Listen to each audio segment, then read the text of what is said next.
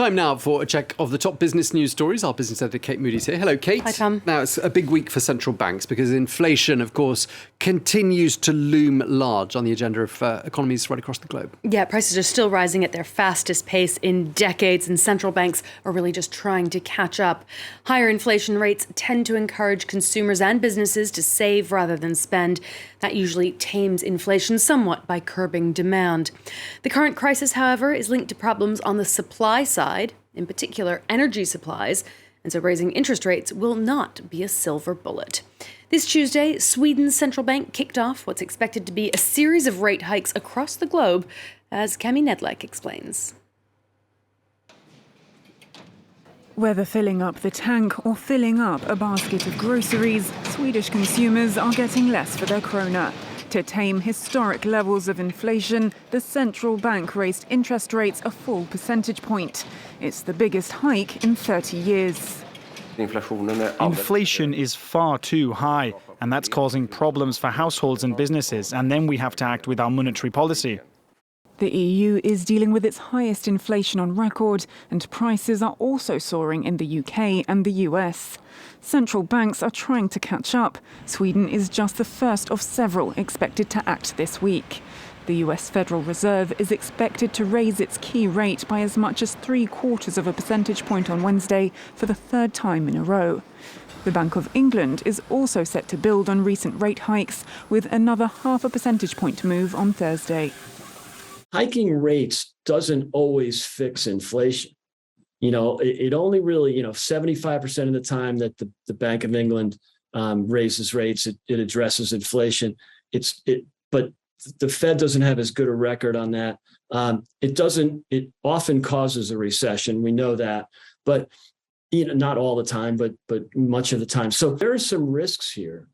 The World Bank has noted the unusual degree of synchronicity among central banks raising their interest rates at the same time, and warned last week that the world could be edging towards global recession next year. Well, many economists do argue that tightening monetary policy is not necessarily the most effective tool to deal with the current crisis, saying that households and businesses need more direct financial support. The UK government is set to unveil an emergency mini-budget at the end of this week, which will include tax cuts and more details on energy support. Prime Minister Liz Truss, speaking on the sidelines of the UN General Assembly in New York, said she believes those measures will have a concrete impact, even as the Bank of England prepares to take its own steps. The energy package that we announced, and the business sector will be saying more about that this week, is projected to lead to a lowering of inflation by up to 5 percentage points, because a lot of the cost of inflation has been driven by higher energy prices, primarily caused by Putin's war in Ukraine. So the intervention the UK government is undertaking will help reduce inflation and also boost economic growth. Let's check in on the day's trading action now. Those central bank decisions are really what are going to be driving the markets this week. The major European indices have closed in the red, about 2/3 of 1 percentage point in London, over 1 in each Paris and Frankfurt. In Germany, producer price inflation hit 45% year on year in August. That was driven by soaring energy prices, far higher than expected. Wall Street's also sharply lower as the Federal Reserve kicks off its 2-day policy meeting. Losses of over 1% across the board there. Ford shares sliding about 12% after the car maker said it would lose an additional $1 billion in the third quarter because of supply chain issues. Unions in France led demonstrations this Tuesday in solidarity with delivery workers who say that they're dealing with difficult working conditions and low wages. But they're also trying to shine a spotlight on the status of those workers, many of them foreign and undocumented, and now at risk of losing their jobs. Earlier this month, Uber Eats removed more than 2,000 accounts from its food delivery platform for allegedly using fake identities. Our reporters Soukaina, Skalli and Julien Sauvaget have been meeting some of them. It's been 6 months that Adama hasn't been able to work for Uber Eats. I tried to connect, but I couldn't. 2 days later, I got an email saying my identification papers were fake and couldn't be used for a rider account. He didn't receive any kind of severance pay, nor is he eligible for unemployment benefits. He expresses surprise that his lack of a legal status in France is only now becoming an issue.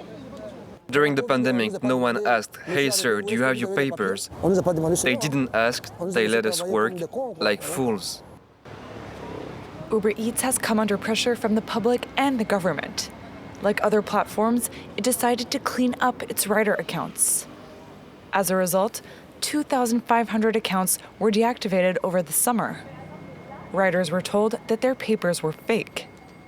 Hamidou still has the right to work. He thinks that despite the recent cleanup, the company isn't planning on operating any real change. The documents weren't considered fake 1-2 years ago, so they can't suddenly say now they're fake. What's also unacceptable is that Uber Eats is reactivating other accounts registered with these same documents. Uber Eats has said that workers can appeal the decision to deactivate their accounts, but it's refused to give any statement on camera. This lawyer specializing in labor law says there's nothing surprising about the situation. The platform is taking advantage of the situation. It knows full well that these people have been working for it for months and months. But it shuts its eyes because it needs these people who are willing to work for low wages. If it tried to hire undocumented workers, it would not find this many people willing to work for this kind of wage. A number of legal cases have been opened against the company, but only the government has the power to regulate the situation or leave it as it is. Tom, that's all for now. Thank you very much indeed, Kate Moody. Thank you for that business update.